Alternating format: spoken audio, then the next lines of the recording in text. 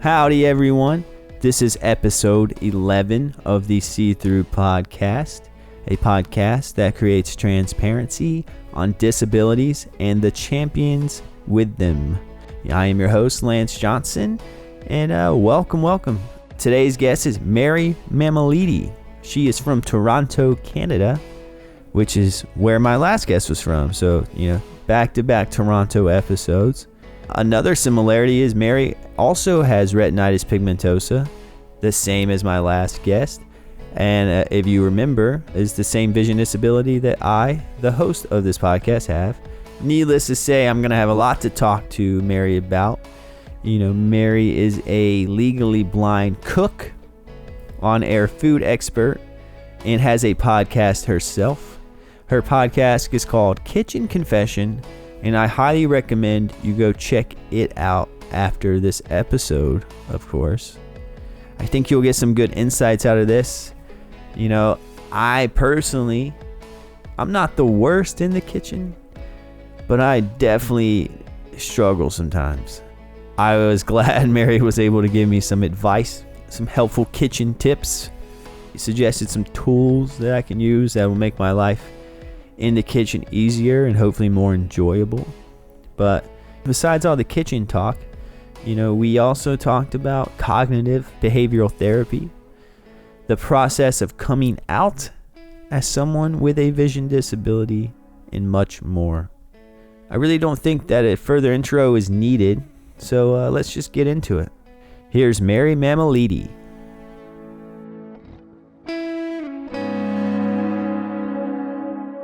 Hey, Mary. Hey, how's it going? Good. I'm in Brooklyn, New York. You're in Toronto, Canada, right? I am. I was going to say T-dot. It doesn't sound right coming out of my mouth. Yeah, Toronto. T-dot? T-dot. Drake. Drake created the T-dot expression. Interesting. Yeah. Is Drake big in Toronto? Of course. Absolutely. I mean, he's huge everywhere, but is he like extra huge in Canada? Yes. Okay. Any Canadian artist? Yes. Nice. Yeah, there's a lot of great musicians up in Canada. Yeah, we do have a nice group of artists. And they all seem very proud of Canada, too.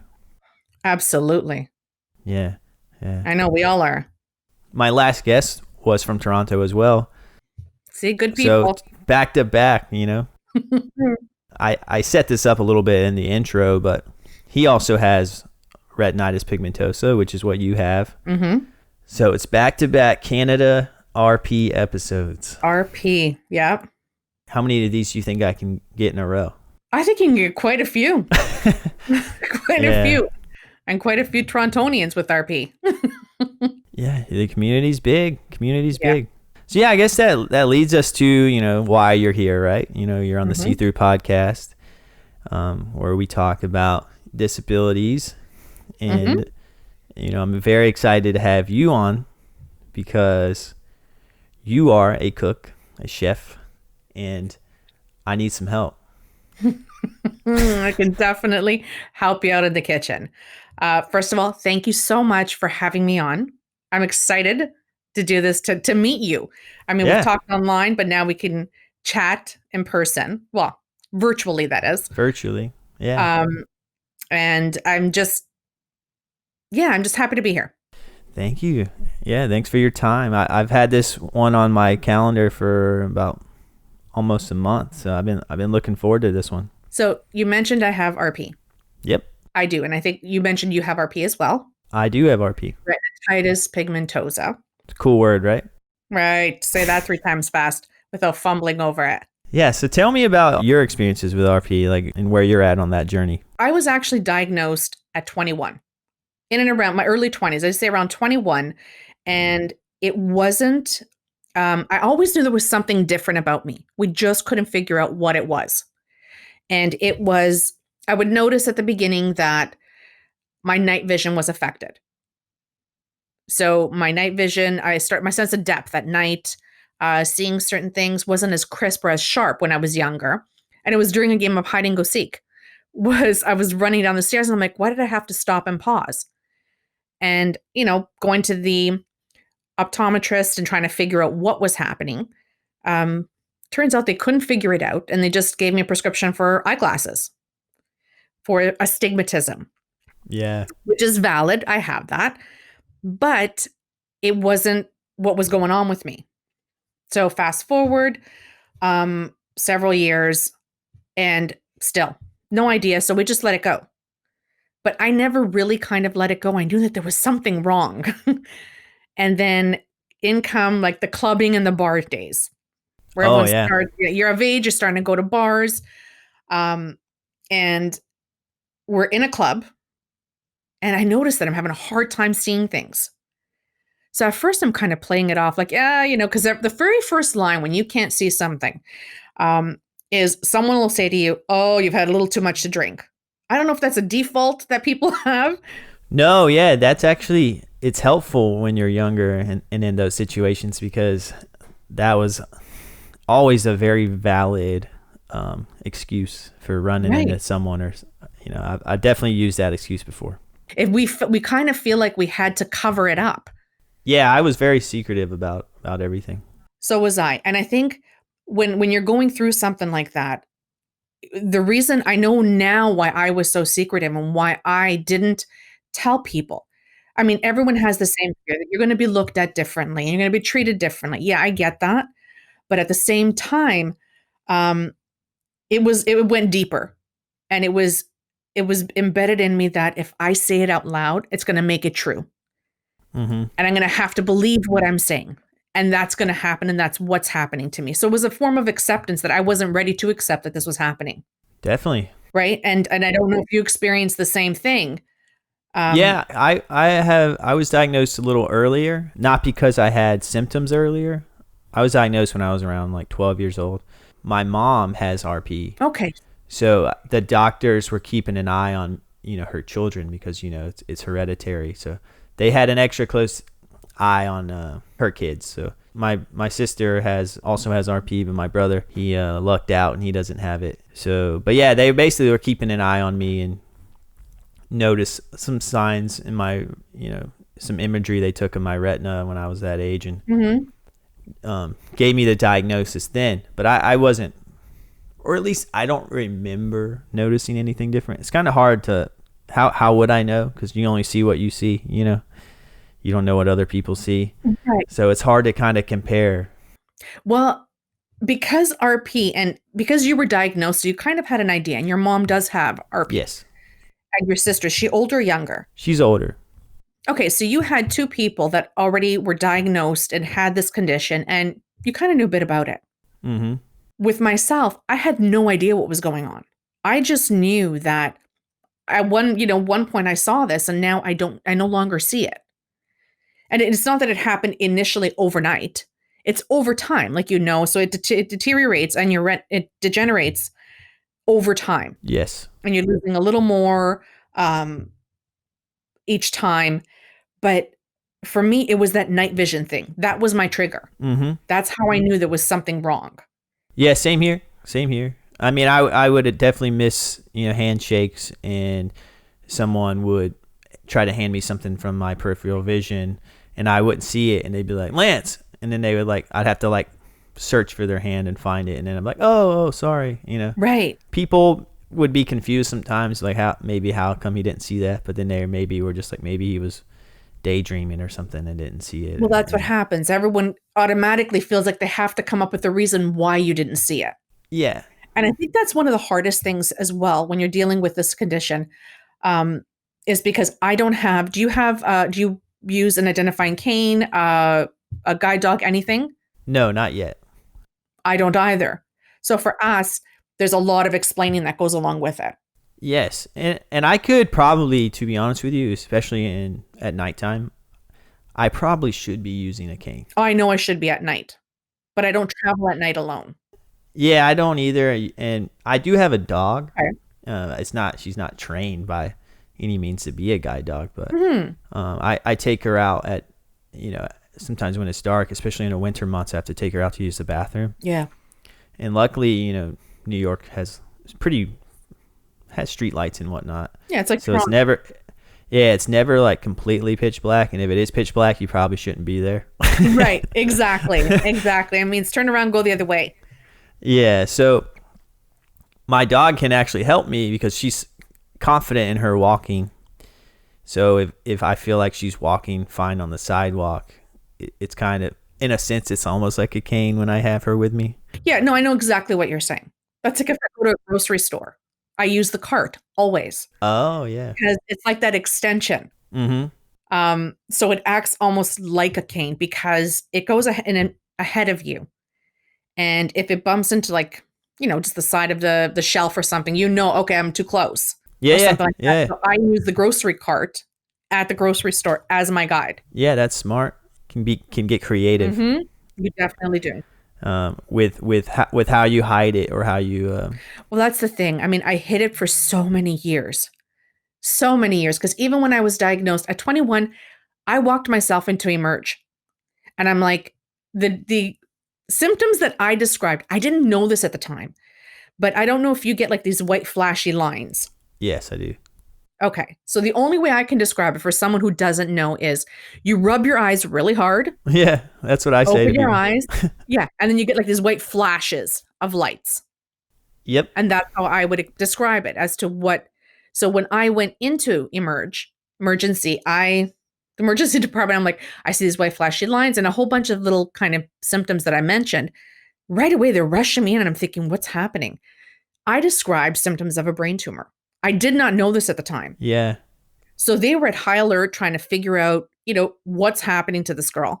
And it turned out that actual like rushing me in, and there happened to be an ophthalmologist on staff that day.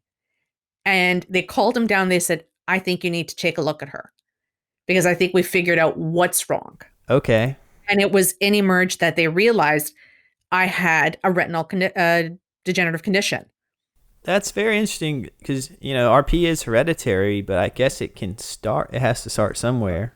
Well, that's the thing. So I'm my background is Italian. Okay. When you try to trace this back to Italy, there is no way of tracing anything because it gets to a certain, line, which is usually the grandparents or their parents. And you start questioning, what did they have? Or did they experience this?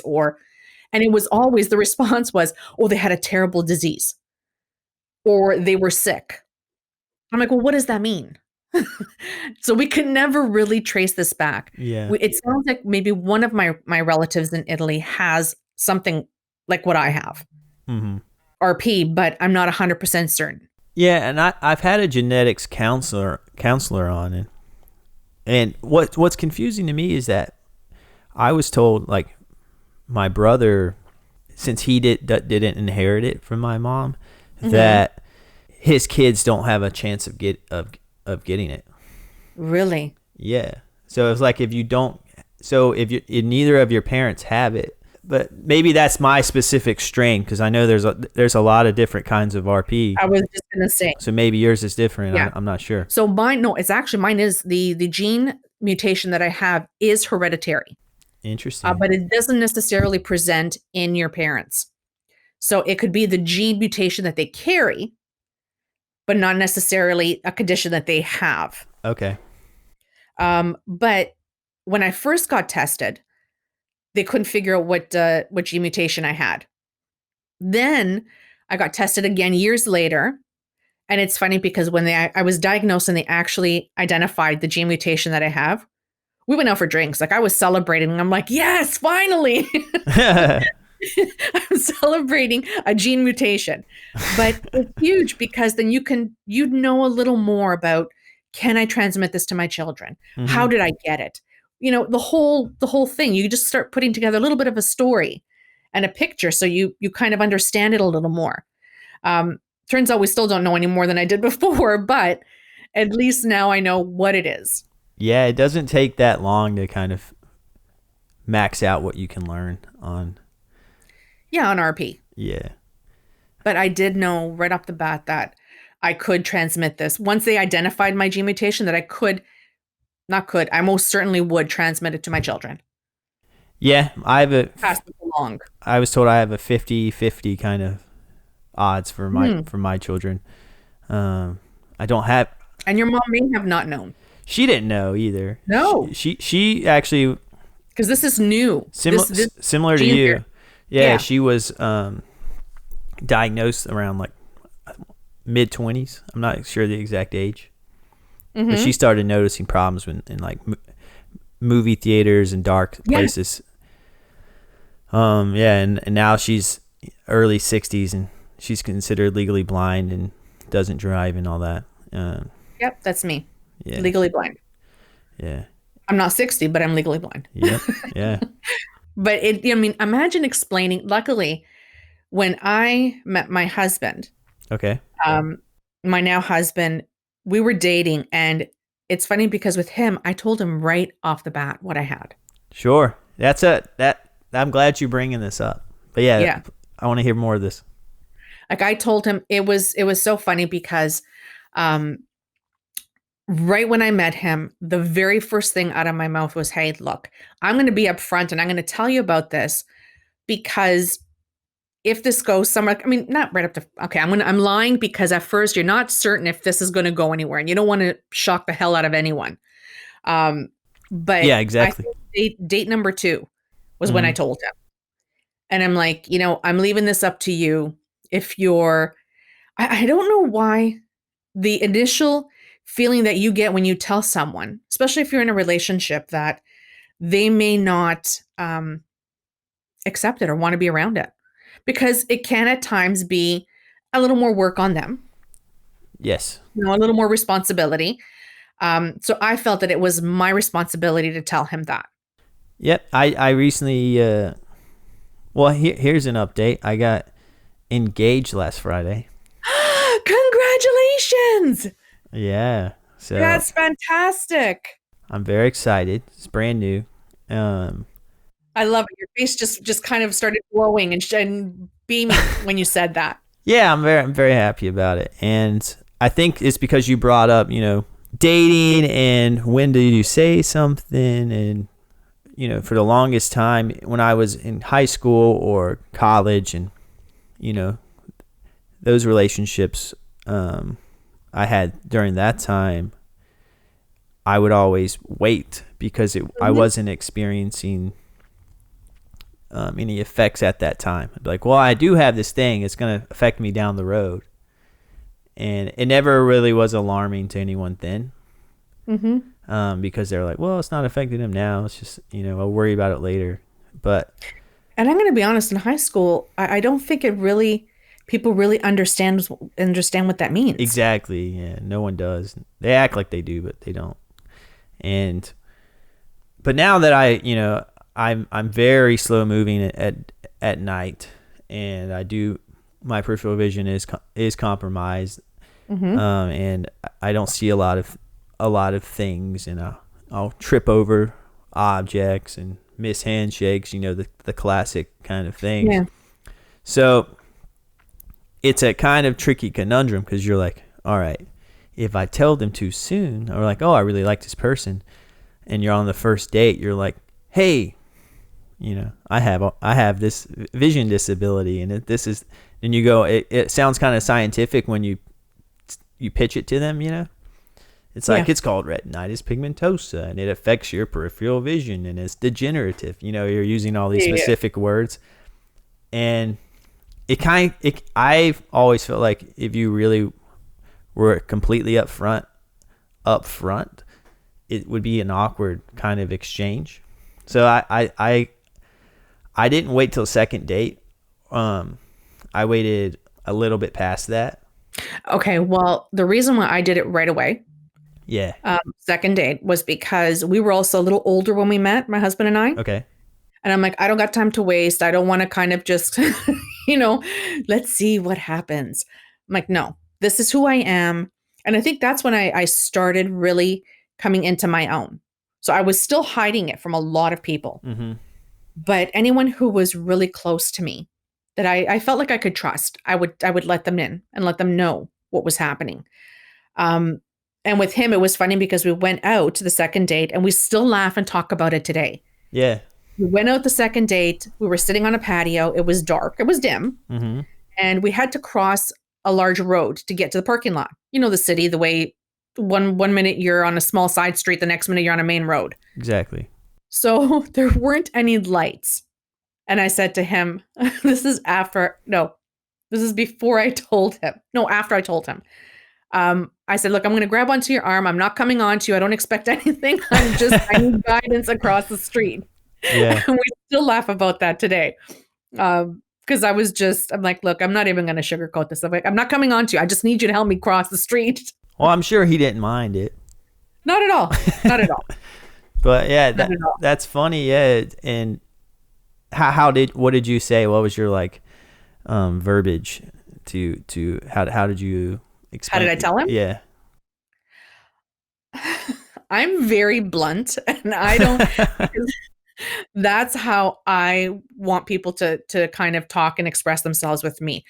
You don't need to sugarcoat things. I mean, to a certain extent, but I just basically came out and said, hey, I don't know where this is going to go.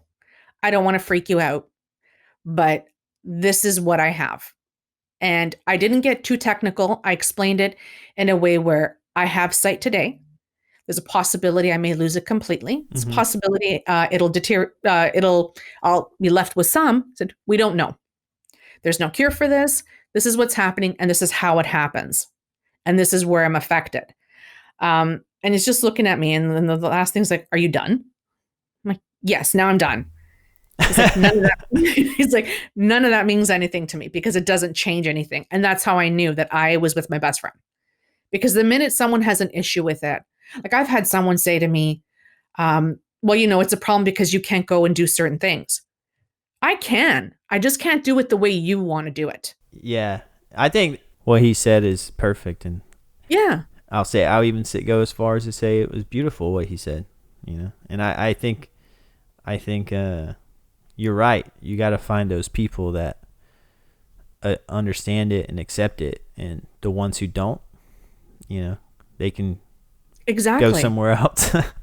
Because you will never fully be happy. I mean, I know I'm not a relationship expert, but what I am is I have a little bit of experience with hiding this. Yeah, same here. And, and trying to figure out, should I tell him? Shouldn't I tell him? Mm-hmm. And when you do, if the person, their instant reaction, always go with someone's knee-jerk reaction. If they respond to you right away and say, or they pause and they're kind of, well, that's a lot to take in.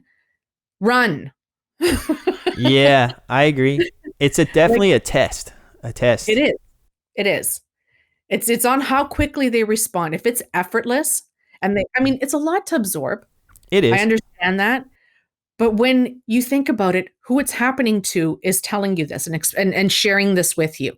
That's difficult enough. Yeah. Right? To have to talk to someone about this and say it, because every time you say it out loud, it makes it true. Yeah, and like you said, that's how you knew he was your best friend, because essentially that's what a life partner is. And yeah. And if you're not on the same page on, even on, things that don't even have to do with vision or any other disability, mm-hmm. you're going to have problems. But, especially when it comes to, like you said, you can do anything. You just got to do it a little differently. Yeah. Well, this is the thing. I mean, yeah, there are things that we can't do, but not everyone can do everything. Sure. I agree. Right. It's just because we're given this hand that mm-hmm. we didn't ask for this. We didn't want this. It's been given to us. So it's how we choose to use it and to live with it. Mm-hmm. I lived as an imposter for most of my life. Yeah. And I say that, and it's almost like a double life, I always say. And it's not the superhero kind of double life. It was, out front and at work and in the office, I was one way. Mm-hmm. And I did everything in my power to hide what was happening to me. I was the same way. Right? For fear of losing my job, for fear of being talked about differently or looked at differently, or all of that was just manifested, something that was in my own mind, because not all of that always happens. I've heard of horror stories that it's happened to a few people. Mm-hmm. But luckily I wasn't one of them. Again, it was just that fear of saying it out loud. And Yeah, I all had that that fear. yeah, I mean, all of it, I was a financial analyst. I mean, and I got into cooking. So there's a huge difference there. I could use your help on that front too. I worked towards this career because I thought that's what I was supposed to be doing. I hated math as a kid, but for some reason, I just picked it up. And then when that came to a screeching halt, I didn't know what to do with myself. I was like, where do I go? What do I do from here? Yeah. And one thing I'm a huge advocate of taking care of your mental health. Oh, 100%. And that's 100%, especially when you have a condition, a disability of some sort. You need, yeah, yeah. Yeah. absolutely, because it makes a huge difference. If no one's ever heard of cognitive behavioral therapy, look into it. Because when you're dealing with a disability or a condition, we have limitations and there's a lot of fear. There's a lot of fear embedded in us. So anxiety, right at the top of the list, Yeah. I consider right? myself pretty anxious person. Yeah, it comes with the territory because we're always trying to be two steps ahead of ourselves to secure and make sure that we're safe and we're okay. Yep. And just to make sure, you know, I feel like I always have to think a couple of steps ahead when it comes to events I'm going to. I have to know where the bathroom is, where the steps are, It's a the whole process. lighting. Yeah. Like, you think about stuff like that. If your friends are like, yeah, let's go to the movies. And then, most people can wait right until the movie time to find their seat. The movie's at Mhm. 1. As long as we're in there around like 12:59, 1 o'clock, we'll get it. I'm like, nah, like I got to get in there before the lights go out, get my Yeah. spot. And once I'm in my spot, I'm not getting up. I don't move. I don't even drink because I'm Exactly. like, if I have to go to the bathroom, I'm screwed. Exactly. So I always use that example, the movie theater example, probably because I like to go to the movies, but it's a kind of a perfect example. Just, you got to think differently, and and that can kind of stress you out because you don't want to be like say you're with the group and they're eating lunch and they're taking their time. You don't want to be like, all right, guys, let's hurry up. I got to get there, and I'm the reason that, they have to get there early and then they have to sit there for 20 minutes. You know what I'm saying? That's what I want to say. Stop that thought Yeah. because we're doing it to ourselves. True. We're doing it. Yeah. We're doing it to ourselves because honestly, you want to find your people that when you do mention, and I bet you if you mentioned it to your friends, and the more you say it, the more it becomes the norm. So I was lucky enough that I had and still have a group of friends and relatives that whenever we went out, if it was like a girls' night or something, they knew that if it gets dark, who's got Mary? Where's Mary? Yeah. If we went to go get drinks, they would grab my drink.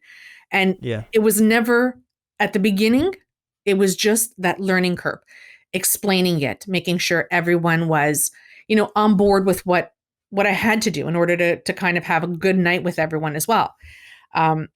But I would do the same thing and psych myself out and say, I don't want to be a burden.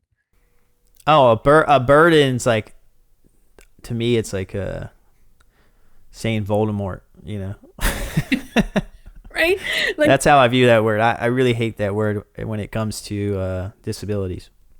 that's the thing. But at the beginning, that's how I saw myself. I really did. And it's changing that mindset, advocating for yourself, asking for what you need. That's what's important. That's what makes you have the best life. I mean, I know I sound a little Tony Robbins right now, but it truly is because the minute you start advocating for yourself, the minute and I'm not saying like be up in everyone's face, Yeah. but Big difference.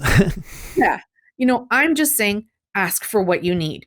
And I go back to the grocery store because I'm always there. So go to the grocery store. If I can't see what price is on that produce or I'm having a hard time reading a label, I'll ask who's beside me.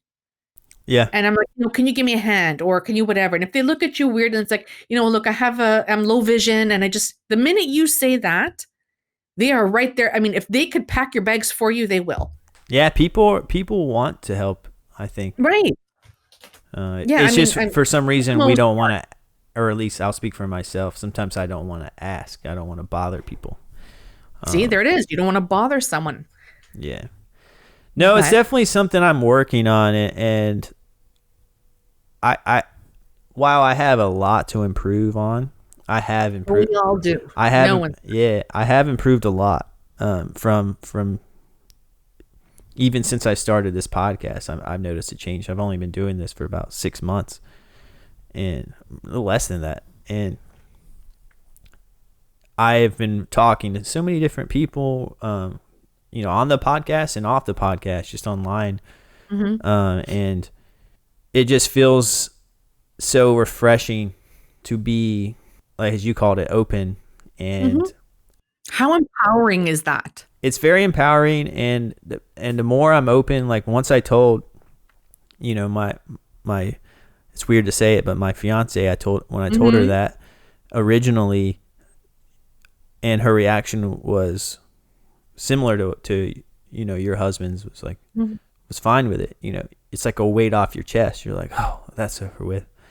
Now I don't have to, if I don't see something, she's gonna know why I don't see it, and I don't have to come up with Not your back. some excuse. Yeah, and then that person now has your back, and my family members know it, and for the longest time I didn't tell any of my friends, even my best friends, I wouldn't say anything to. I know. And employers, I worked in video production, where I was videographer and editor. Now I just edit. So I didn't want, just, it's kind of ironic that I picked such a visual industry, but in those jobs I had in the offices, and sometimes you're shooting outside and it's bright and it was a breeze and it was no problems. Sometimes you're in a dark studio, and sometimes you're capturing a live event and you're in a dark convention center type space. And I remember having crazy amounts of stress at those events, and I just couldn't wait to stop shooting video. It took all the fun out of it. But I think now, like, if I was open about it, I think wouldn't be an issue. The problem was I wasn't open about it, and my employers didn't know I had anything wrong. So yeah, hiding it is what I like to call my joy suck. It sucks the joy out of everything. It's the worst. It is the worst. Right? Because you could be having so much fun doing so many things, but then there's that what if? What if I say something? What if I do this? Or what if I miss that? And talking about it, being upfront about it, that's all gone. That's taken care of. So that joy suck is gone. Yep. And all that's left is for you to kind of enjoy what's happening, being in the moment. Yeah. We don't know what's going to happen. We can't control what happens to us. And that goes for anyone, whether you have a condition or not. We're not in control of it, because anything could happen.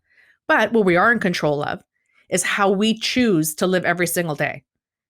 And for me, I'm not going to waste time thinking about what's going to happen. What did I do? What didn't I do? Hiding what's happening. Instead, I chose to talk about it, to advocate, to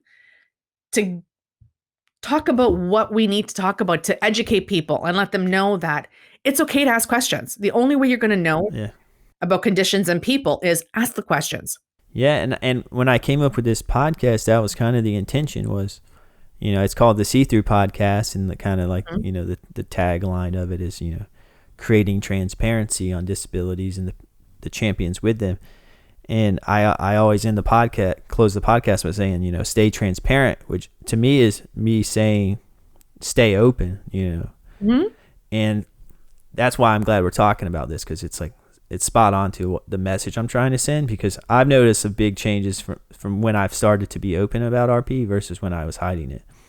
And I couldn't imagine going back to hiding it, Right? Like I always say, and I use this line all the time, I am happier now than I have ever been with less vision. Yeah. And you talked about mental health being important. Yeah. And that's absolutely. because you're taking care of your mental health, and it takes work. Just like, you go to the gym to exercise, you eat certain foods for certain nutrition. You got to feed your brain properly too.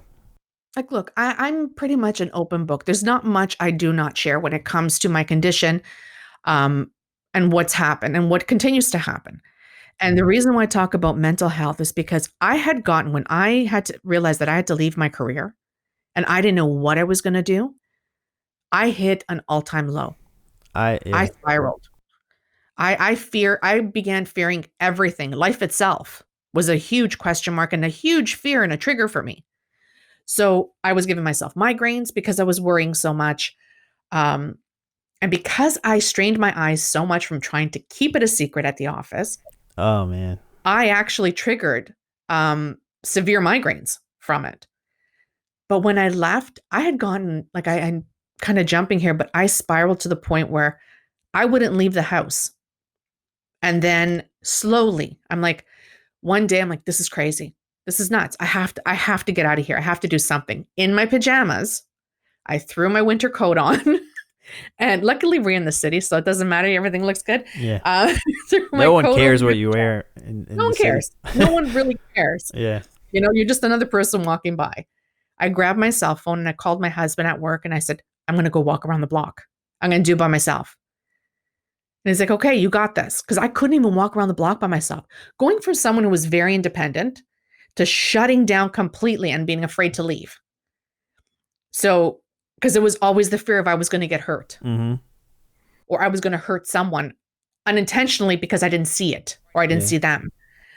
And I started walking around the block and I made sure that he stayed on the phone with me until I got halfway and I'm like, I got this. I can do it. So I hung up. Mind you, I did a little bit of speed walking the other half of the block until there was a bit of smoke coming off my heels, how quickly I was walking because I was still that fear. And I made it to my front door. And that's when I said to myself, I need to get myself some help in dealing with what's happened to me and what's continuing to happen.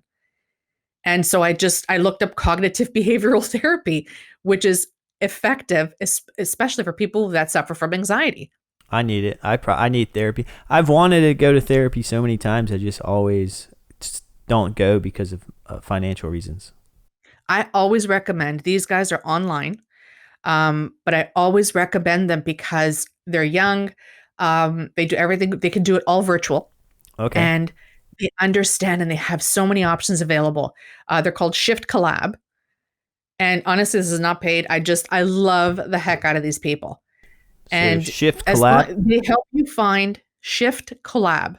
Okay. And they help you find the right therapist and the right person to speak to for you and for your needs. Awesome. And then it's all done virtually. Yeah, that sounds perfect, especially during COVID era. Yeah. So I highly recommend. I mean, there's a lot of stigma around it, but I think it's starting to disintegrate and disappear. Mm-hmm. That stigma. It's slow, but it's getting there around mental health. You have and you have a podcast yourself. I do. I have Kitchen Confession podcast and a brand new one called Bits and Bites. Oh, and I didn't know about the new one. Yeah. So Kitchen Confession podcast, it's been around for a little over 2 years.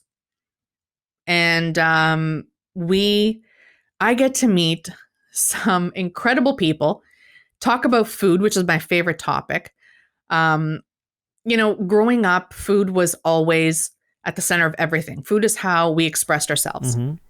Someone came by, there was always a pot of coffee going, tea, whatever you wanted to drink, desserts came out or food. If you were there long enough, you were staying for dinner. There was always food.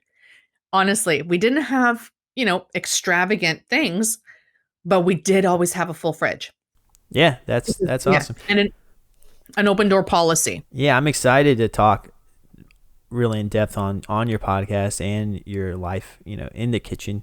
But yeah, I brought up you have a podcast because you're on my podcast right now, and I get almost like maybe I don't know any better because I've never had actual therapy, but I really do think these conversations I have on my podcast are kind of therapeutic for me. It does, because you're realizing that we all say we're not alone, Mm-hmm. but when you're dealing with this, you do feel isolated. So Yeah. the more you talk about it, the more you speak to people, the more you realize, wow, you know what? They're feeling the same thing I am, or they experienced the same thing I did. You start getting that, it's almost like that aha moment that it's all starting to make sense now.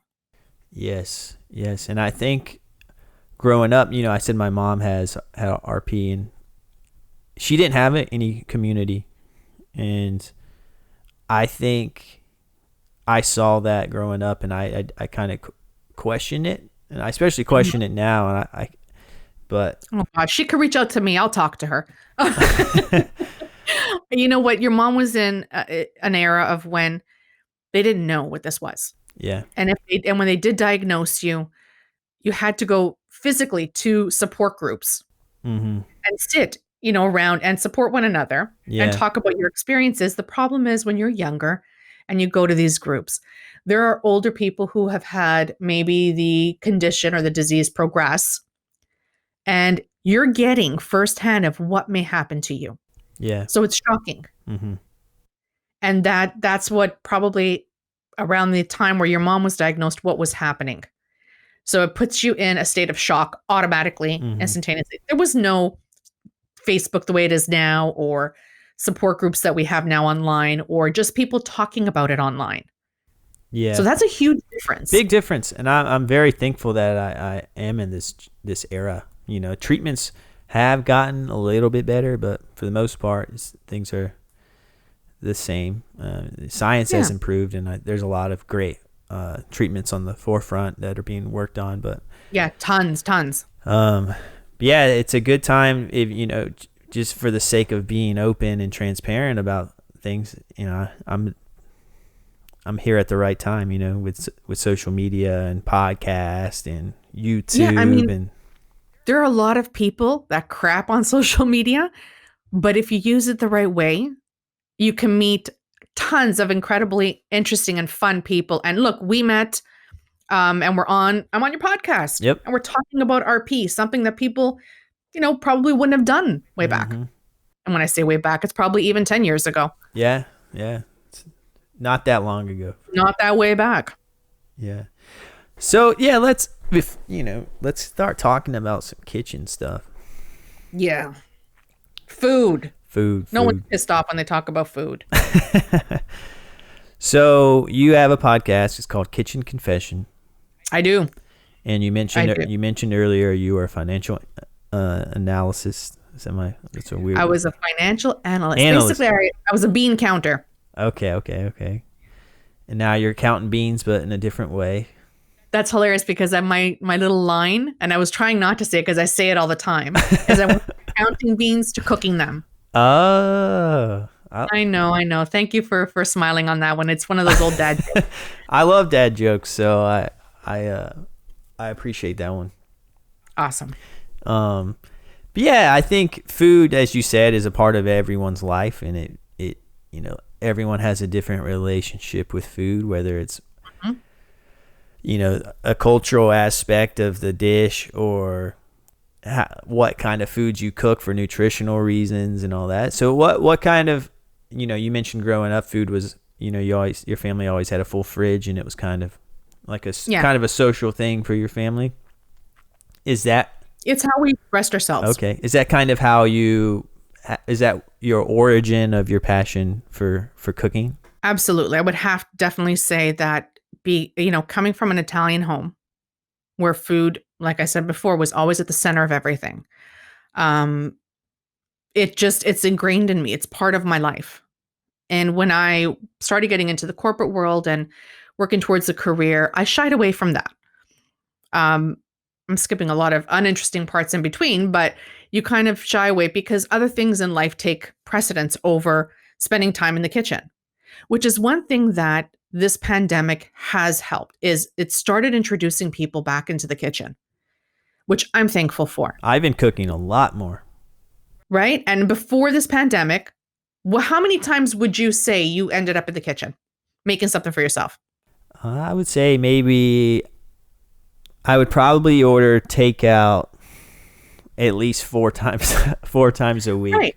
Now I'm doing it maybe once. Yeah, and I do it to support local businesses. Yeah. So every week we'll support a local business and order food. Mm-hmm. Before that, people just everything else was no one had time for anything, let alone cooking.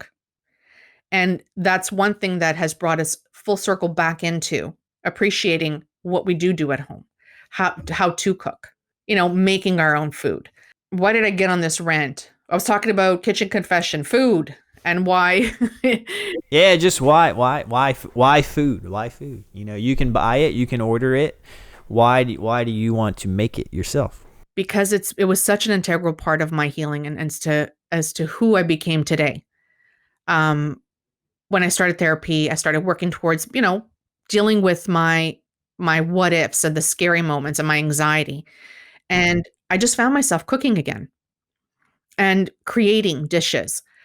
And I noticed that in the kitchen, you can be yourself. It's just Mary. It's not Mary with RP. It's not Mary, who needs. There's no one telling you, watch your step. Be careful here. Oh, you missed that. It's just you in the kitchen, mindless, smelling all these great aromas and creating something. And at the end, you get to enjoy it. So it's almost like you're treating yourself. So you get a reward. Yeah. Right. So it's just something. And I noticed that the more I started doing it, the more I started feeling empowered by it. And I started regaining my independence through food. And as time went on, I just started feeling stronger and stronger, and my independence was restored. So that's why I always like to say that, find your empowerment through food. And I want to help people find their empowerment through food. That's awesome. Yeah, especially in a society where we've always had this unusual relationship with food Yeah. and diet culture and all that. I want people to kind of look at food as what it's meant to do. It's meant to nourish, it's meant to make you happy. And it is empowering because you're creating it. Yeah. Would you say, your personality comes out through your cooking? Oh, absolutely. Absolutely. Um, Mind you, I don't know how they could say a sarcastic, but it really does. I mean, I love making colorful dishes. Everything I do, no matter what I cook, I always add a little bit of an Italian ingredient Mm-hmm. to it. That's my kind of spin on everything. But I like to make easy, quick, simple recipes that everyone can enjoy, where you don't have to spend 7 hours in the kitchen or there are too many steps to follow. I've got some of those for the advanced as someone who wants to tackle something a little more, time consuming. But primarily, I focus on something that you can make during the week, on the weekend, minimal ingredients, but tastes really freaking good. Yeah. I was looking at your Instagram page, which has a lot of great imagery from the dishes you make. And for those listening, if you want to check that out, her handle is @kitchenconfession. I got that right? You got it. Cool. No S. Yep. So go check that out, and there's all these recipes, and then there's access to her podcast episodes and everything there. So definitely go check that out. And with the podcast, it's, I interview a whole bunch of different people who love to cook, people who do it as a hobby, people who just started to cook again, industry experts, chefs, cookbook authors. It's everyone. And you get a perspective and you get people that are in our community of low vision or blind, and you get people who are sighted. So it's extremely inclusive of everyone because that's what food does. Food includes everyone. Maybe one day I can come on your podcast. Oh, yes, most definitely. We're going to make this happen. I wonder what kind of dish we can make. Well, I'm going to think of something. I will think of something. But yeah, I'm excited for that. And you mentioned you like to make recipes that are kind of easier and quick to do. What's your reasoning behind that? Because I constantly say that I want it to feel empowering. I don't want you to feel overwhelmed. Okay. And especially for someone who's starting off in the kitchen. The minute you start throwing at them 17 steps or, Mm-hmm. 12 steps to create this one grilled cheese. They're like, not happening. Give me one of those. And as Americans say, American cheese and call it a day. So I want them to feel what I feel and how I feel in the kitchen. Music's going. I'm happy. Um, I'm getting ready to make something that smells wonderful Mm-hmm. and is going to nourish me. Yeah. So that's why I try and stick to something a little more on the less is more. So you just, spices, color, that's what you work on. Yeah, and to be honest with you, whenever I see these recipes that have all this long list of ingredients, I'm like, See? I don't have that. I don't have coriander. That's just a random example, but so it's like, what do I? Is that in like a very important part of this recipe? Am I gonna not taste? Is it not gonna taste the same because I don't have these 4 ingredients?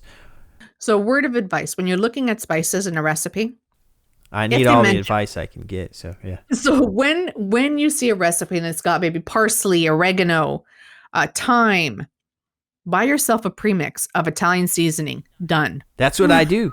There you go. I buy the all purpose or I'll buy Italian Yeah. seasonings, and that usually And saves there's me. nothing wrong with that. That's what I encourage people to do. Do a couple of shortcuts to help you in the kitchen Mm-hmm. because it will make your experience that much more happy, that much more fun. Yeah, because that's what overwhelms me when it comes to cooking is if I'm trying to do too much and I have too much on my counter. It makes the cleanup afterwards, take longer. More dishes are dirty. And Okay, so a couple of tips for vision loss okay. and cooking. Start with make sure you have all the ingredients. Now, this goes for everyone across the board, but more so for us because we don't have to go searching for anything. And just make sure that it's on your counter in front of you, you know where it is. Okay. I set that up all the time because then I'm not running around the kitchen. I'm not searching. It's there. And it doesn't get frustrating because the more we have to look for things, the more frustrating it becomes I agree. because it takes us longer. Right. And then, especially if you drop that damn piece of carrot on the floor, you're finished. It's like, oh, come on. It's like stop, drop, and roll. You hit the floor. You're looking at the floor to try and to see a little bump on the floor. Yeah. It's just a pain. So another thing, when you're chopping, put a rimmed baking sheet underneath your cutting board. Because whenever you're chopping, whatever rolls off the cutting board, whatever slides off, it gets caught in that baking sheet. Yeah. So it makes cleanup easier. You don't have to search around your countertop for things that you may not find. Yeah. And find it 2 days later. That happens right there a lot. in your right. And it's just right there in your baking sheet. But make sure to secure that baking sheet to the countertop. And how you do that is get yourself paper towel. Or I would use a paper towel. Get a couple of sheets of paper towel, make them damp, wring them out. So underwater, wring it out. Okay. And then place it flat on your counter. Put your baking sheet on top or your cutting board to stabilize it on top of that damp cloth. Mm-hmm. I guarantee you it will stabilize it, secure it to the counter. It will not move. Interesting. Because, you want to make sure that that thing does not move and go anywhere, especially if you're chopping something. And are these tips, like, I find both of those tips very helpful. Are these the kind of tips you provide on your podcast and on your Instagram? I provide them any way I can. Anyway. So it's on Instagram, on my website, on my podcast. It's everywhere. So whenever I get a chance to share, because these tips not only work for someone who is, with a visual impairment, they work for even the novice cook who's just starting out. Yeah. Your knife. Someone who is low vision, you want to know where your knife is at all times. Ooh, yeah. Tuck that bad boy underneath your cutting board. Tuck the blade under. So this way, if, you're not paying attention and you happen to run your hand across the board or whatever the case is, you're not slicing yourself. It's tucked underneath the board and it's safely secure. I burn my arm a lot getting stuff out of the oven. Oh, I got a solution for that. Let's hear it. Yeah. Amazon, my friend, invest in long sleeve silicone gloves. So they're the ones that are longer and they go higher up on your arm. Yeah. And they're oven mitts. So I don't buy a mitt. I actually buy silicone gloves. Interesting. This way the fingers, I can move them around and I can grab anything securely. And I'm not burning myself, because when you're trying to lift it with the mitt, it's not steady. And what we want when we have low vision is something that's steady. You know, you got a grip on that pan, pot, whatever it is. Mm-hmm. And that's how I do it. Just silicone gloves, not mitts, but gloves that are higher up on the arm, up to your, well, I've got freakishly short arms, so they go up to my elbows. I'm only 5'2", so. Yeah, I had to learn the hard way when it comes to, how you place pots on the stovetop. Mm-hmm. Where in regards to like where the handle is. Yes. Because I had them, sticking out, and then I go to walk, and of course I don't that's see, always fun. I don't see the handle, and then my food that's getting cooked just flies off and all on the floor, and all the oils all over my floor, and then my meal's ruined, my nights. I won't say my night's ruined, because it ruins like maybe the next hour. Yeah. So just tuck them to the side. So yeah, there's stuff like that I definitely have noticed that RP can kind of creep into the kitchen sometimes when I'm cooking, but I've learned things on my own, like now, kind of through trial and error like that. I do the ingredients thing where I put it out, and because nothing frustrates me more than looking for something like the oil's hot, and I'm like, where's my seasonings, but and the more I cook, the better I get at it. And I think people forget that. People expect, with any sort of skill or people expect, to be, master chef on the week one, and it just doesn't work that way. So what advice would you give to someone who has zero experience cooking and they want to, get their Start off small. Okay. Start off small. Start off with, and I said this in one of my workshops for the Fighting Blindness Canada workshop. I said, try grilled cheese. Okay. And grilled cheese, 2 slices of bread, some butter, some cheese. You can even, I like doing the gourmet grilled cheese, but just start off with something simple. And this way you start getting used to, before you start cooking, familiarize yourself while the stove is off. Cool. Familiarize yourself with your stove, with the stove top, with the burners, with the knobs or the key panel on your stove. Familiarize. Make sure you know where everything is. If you've got an electric cooktop, I want you to turn on one of the burners and just place your hand not on the burner, over top, just so you can start feeling different levels of heat underneath your hand. Mm-hmm. So if you can't see where the actual burner is, but you can feel it. You can feel the intensity of that heat, and that'll tell you how strong that heat is, or which burner is on right now. Yeah. And where the burner is located. That's another step. The other thing is I wanted to add, when you're putting things in and out of the oven. One is the silicone glove, the long ones. 2 would be, there's a hook. It's called an oven rack hook, I believe, or I don't know the exact name for the terminology. Is it hooks the rack in the oven, and you can pull it out without having to reach your arm in. Okay. So you don't burn yourself. All of these can be purchased online. I know in Canada, the CNIB, which is the Canadian National Institute for the Blind, they have a lot of these online that you can purchase, like talking scales, measuring cups that weigh the items for you, and they'll tell you what's the amount of liquid that's in the cup. Talking scale, I recommend that to a lot of people, or a talking thermometer. That's been a life changer for so many people. Is a talking thermometer, or a thermometer that has a wide screen, and it's already pre-programmed with chicken, meat, the temperatures on it. So you can just probe your meat once it's in the oven, once it comes out, and it'll tell you it'll beep at you once the produce or the poultry or beef or anything is done. Yeah, I can imagine that would be very helpful, especially if you're low vision, to make sure your food is cooked thoroughly. Yeah, there's also someone who's starting off in the kitchen. Instead of flipping your grilled cheese, like I said, to start with the grilled cheese, instead of flipping it with a spatula, if you're uncomfortable with a spatula, use tongs. Yeah. Like use things that don't necessarily were made to use for that. You can use them for it. Like if you're not comfortable using a knife yet, cut up your sandwich or cut your sandwich in half with a pizza cutter. That'll do the Yeah. same thing. Right? So it's getting you used to start off with a paring knife and then you can move on to a bigger knife. Yeah, it's almost like, you're what it sounds like is like you have some helpful, like they're tips definitely, but also like hacks a little bit, You kind of, when you're cooking with low vision or blind, with a visual impairment, Yeah. you have to learn how to make do with things that we have. And we're creative anyways with how we manage it. So I feel like in the kitchen, you're probably most likely doing some of this already, just by naturally figuring it out.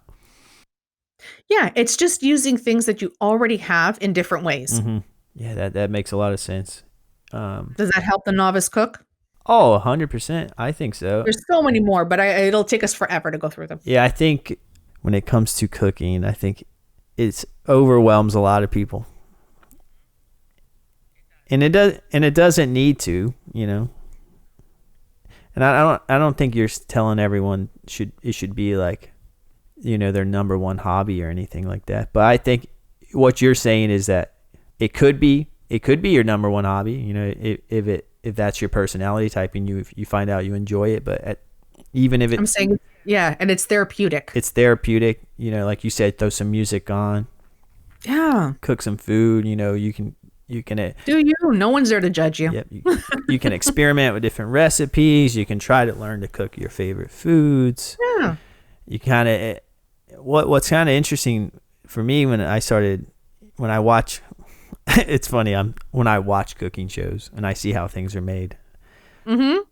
I'm like, "Oh, that's how you make a green curry," or something like that. Like that's why it's green. Like little stuff you never thought of. I also do a cooking show for a network here in Canada. They're called Accessible Media Inc. I don't know if you've ever heard of them, but okay. it's a network that is part of everyone's cable package here in Canada, and it's designed for visual impairment people with persons with visual impairment. That's amazing. So, yeah, definitely you could catch them online, YouTube. A lot of my episodes that go on cable will then go on to their YouTube channel. Is that also called Kitchen Confession? It's called Now We're Cooking. Oh. Now We're Cooking. There's also a documentary that I did for them, which is A Taste of the Prairies. Okay. Which is definitely taking the city girl and putting her into the prairies. And we go through farm to table, recipes, traditional meals that they have, me making them with a lot of the guests that we have on. It's a lot of fun. And then and the way accessible media works is instead of having this voiceover that says Mary's walking down the street, right? It'll be part of the actual conversation. So it's very descriptive as I cook, as I do things. So this way, I like to call it radio for TV. Okay. So you become descriptive with what you're doing without having to see what's on the screen, and people can follow along. That's amazing. I wish maybe I'm just not aware of it, but I don't think that the US has a station like that or channel. Oh, well, we can make it happen if I get myself on the Food Network. Food Network. Food Network, listen up. Get Mary on. Okay, that's good to know. So that was called Accessible Media Inc. Yep, AMI. And your show is called Now We're Cooking. Now We're Cooking with Mary Mammoliti. And your documentary was called A Taste of the Prairie. Yes, it is. Cool. It's for all you Canadians. Go watch and listen to all that stuff. On TV, if not all around the world, you can catch it online. Okay, there you go. All around the world. So go to their website. They have an app. Yeah, lots of good stuff. Yeah, and I appreciate your specific perspective. I think your perspective on cooking is very interesting because one, you're aware and making people aware of low vision cooking, and two, you had a career change. You know, this isn't you didn't study, you didn't go to like culinary school. You know, you're proof that you don't need to go to culinary school to make some magic happen in the kitchen. Depending on the type of cooking that you do. Yeah. Right? I mean, I think one of the biggest takeaways that I've had was because I was a little older when I had to leave my career. Mm-hmm. And I thought, what am I going to do now? Where am I going to go? How am I going to do this? I was in my 40s. Like, what am I going to do? So I think I was 40 anyway, but you know what I mean? And that's, I think the takeaway is no matter at what age, you never stop learning new things. You never stop. Everything's possible. And I know, again, I kind of sound like a Hallmark card, but it really is that the more we tell ourselves that we can't do something, the more we're hindering ourselves from finding that happy place, from being happy and enjoying life.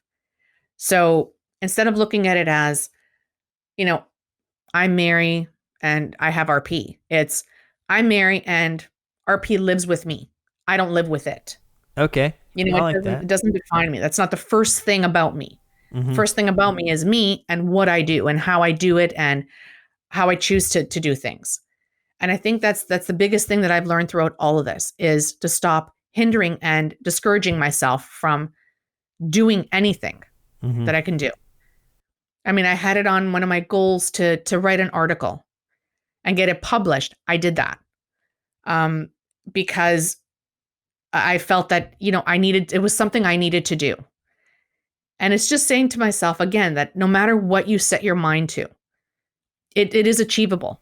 Yeah. Goals are very helpful. And and let's just say, even if it's not cooking, you're just, anyone listening, it's like, find something you can be passionate about and don't be afraid to spend time and energy on that thing, If you used to knit before, sight loss or vision loss, and you stopped, you're like, I can't do this anymore. There's no way.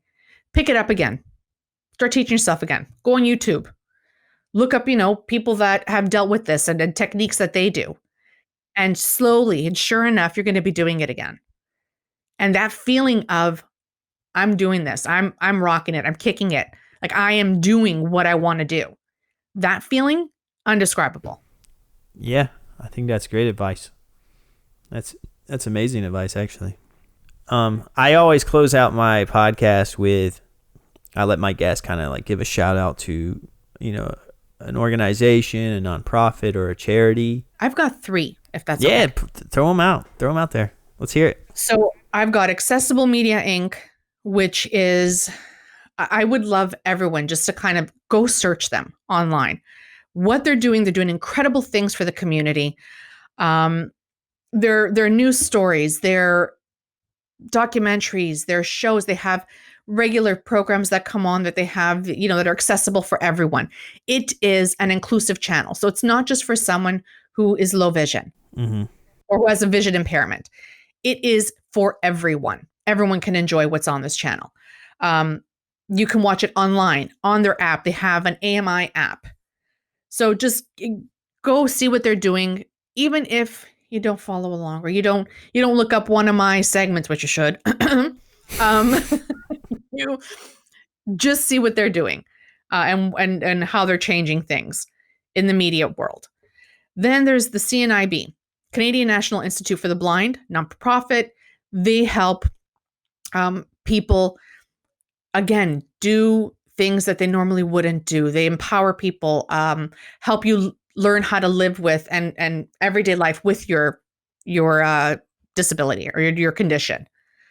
Then there is, last but not least, Fighting Blindness Canada, which is like Foundation Fighting Blindness. They are responsible for a lot of the research that goes on to help find cures and to help our conditions, to help find out more about how we can maybe prevent vision loss, or even help find a cure that would maybe stop it from progressing or even eliminate it completely. We don't know, but the amount of research that they've done over the last few years has been phenomenal, and it's incredible. They're doing some stem cell research right now, and they all, you can donate to any of these organizations. What other therapy? There's so many. Just give them a look. Yeah. Fighting Blindness Canada and CNIB, AMI, all good stuff. Cool. Yeah, and I'll put a link in the show description of all of those. So if you're listening and you want to check those out, just click the description and there'll be a link there. And yeah, Foundation Fighting Blindness, they're here in America as well. And there's local chapters, specific to your area. So everyone can find a local.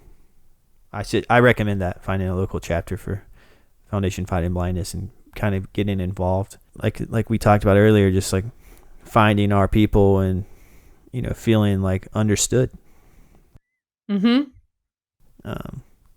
Yeah, so thanks for sharing those. And I don't want to take up your whole day, Mary. But this has been a great pleasure talking to you. I had such a great time. I hope I didn't bore you because I am a talker. Oh, I was not bored at all.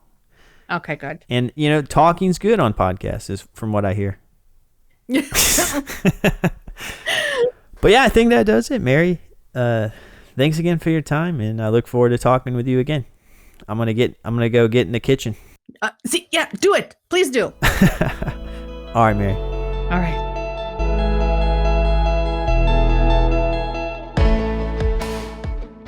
Well, that was my conversation with Mary. Hope you enjoyed it. Mary, thanks again for coming on, and to the people listening, thanks a ton for lending me your ears every now and then. I came out of that conversation enlightened in many, many ways, and I'm glad I was able to share it with everyone. Before you go, I wanted to revisit some of the important links Mary shared in the episode. Mary gave a shout out to Shift Collab. Shift is a team of relatable therapists who make mental wellness simple for highly driven people. Check them out at shiftcollab.com. Mary also mentioned Accessible Media Inc. Accessible Media Inc. is a not-for-profit media company that entertains, informs, and empowers Canadians who are blind or partially sighted. That's also where you can find Mary's show. So definitely go check that out. She also mentioned CNIB, which is the Canadian National Institute for the Blind, and that's also a nonprofit organization that is driven to change what it is to be blind today.